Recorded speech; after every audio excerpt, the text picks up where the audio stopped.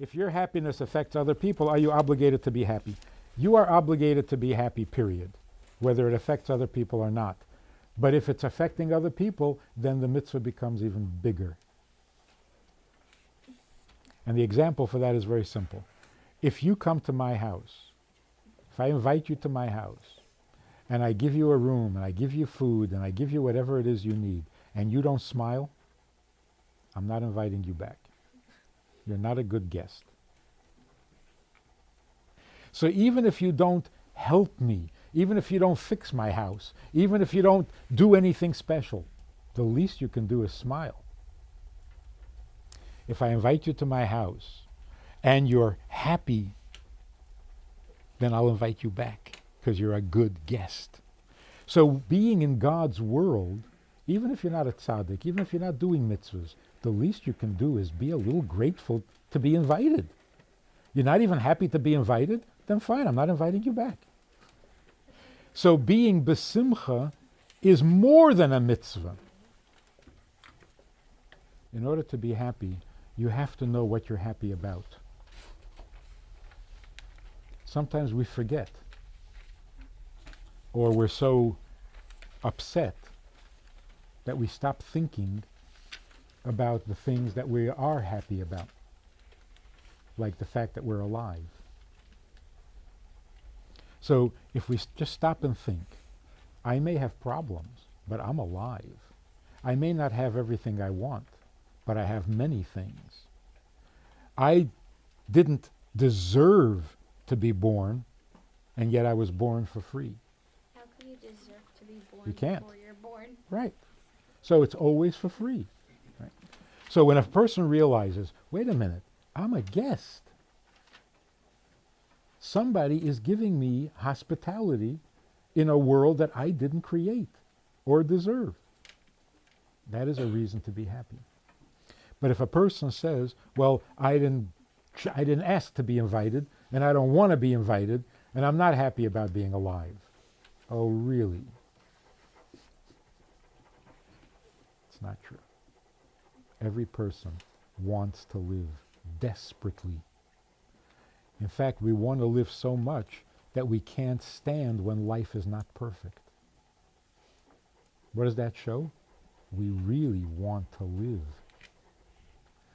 So there's a story about a couple who were very happily married for many, many, many years. She was the ugliest thing in the world, and her husband didn't care because he was blind. And he was the most vicious, critical, complaining. She didn't care because she was deaf. So they lived happily together. One day a doctor came to town who could cure everything. So they went to him, and he cured them. He made him see, and he made her hear. A couple of weeks later, the doctor comes to the door with a bill. He wants to get paid for the operation. And the husband and wife attack him. They said, we should pay you? You ruined our lives. We were so happy before. Now we're miserable. So the doctor says, oh, I'm sorry. Come back to the clinic. I'll make you blind and I'll make you deaf. They said, no. We don't want that. But you made us miserable. He said, but you don't want to be blind and you don't want to be deaf. So pay me. A person says to God, I didn't ask to be born.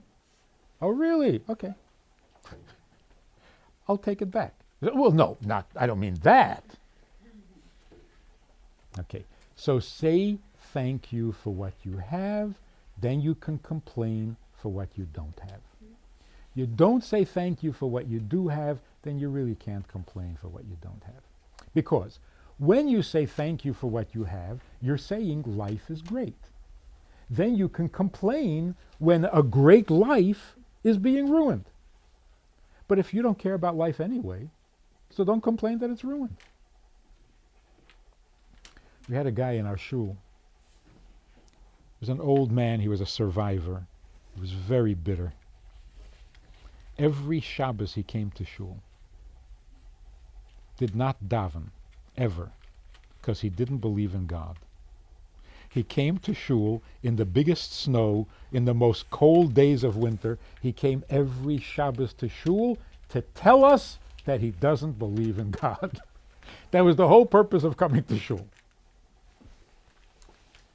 One day, we found out in the middle of Shabbos that his daughter had given birth to his first grandchild. So we all ran over to him, Mazel Tov, a grandchild. He wasn't, nothing of that. So I took him aside later and I said to him, listen, if you're not happy and thrilled that your grandchild was born, then you have no right to complain that God let 6 million people die. A God who lets people die is perfect for you, because you don't like life anyway. So stop complaining. You can only complain about death if you love life. You don't love life, so what do you care if people die? To the degree that you love life, to that degree you can be upset when life is not perfect. Because you believe life should be perfect. That means you love life.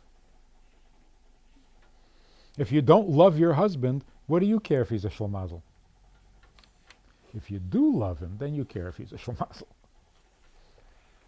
But a person can't say, I don't love my husband, and I hate that he's a shlemazel. If you don't love him, what do you care if he's a shlemazel? We have to be very, very happy that we happen to have some very comfortable, good lives. And then we can be really angry and upset that there's so much suffering going on. But if you don't have the happiness, you can't have the complaint. If you don't want life, then you can't ask for a better one. Make sense?